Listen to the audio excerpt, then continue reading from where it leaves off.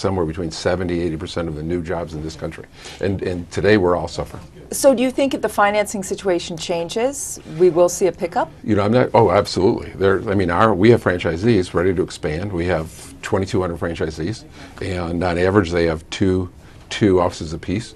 And when I was at Block, they grew to 6 or 7 apiece. When I was at Jackson Hewitt, they grew to 6 or 7 apiece.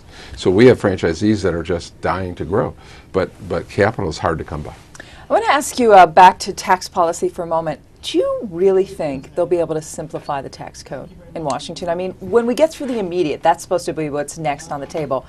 What are the odds that actually happens? You know, there's a couple of reasons they're not going to simplify taxes. Number one is when they survey Americans, the Americans want lower tax for themselves. They want it fair and they want it simple. There's nothing fair and simple. The example I use is, let's say you killed someone. They pass a law. If you kill someone, you'll be killed.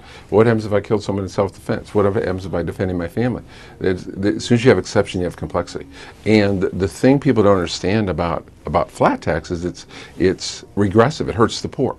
So, for example, the national sales tax. 10% on everyone. Well, everything you spend is taxed. They have that in Canada. They have that in Europe. Well, then the person makes $20,000 spends every nickel. And so they're in a 10% bracket. The person makes $1 million a year, they spend $900,000. They're in a 9% bracket. The person that makes $50 million a year spends $25 million. They're in a 5% bracket. It hurts the poor. Yeah. And right now, there's 30% of this country pay no federal tax. Under any simplification, they're all going to pay tax. How many of them are going to raise their hand and say, thank you, it's about time that I pay tax?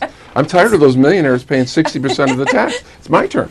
So I think it's just no chance. I've never wasted a second sleeping about it in my 43. I've never lost a second sleep worrying about it in 43 years in this industry.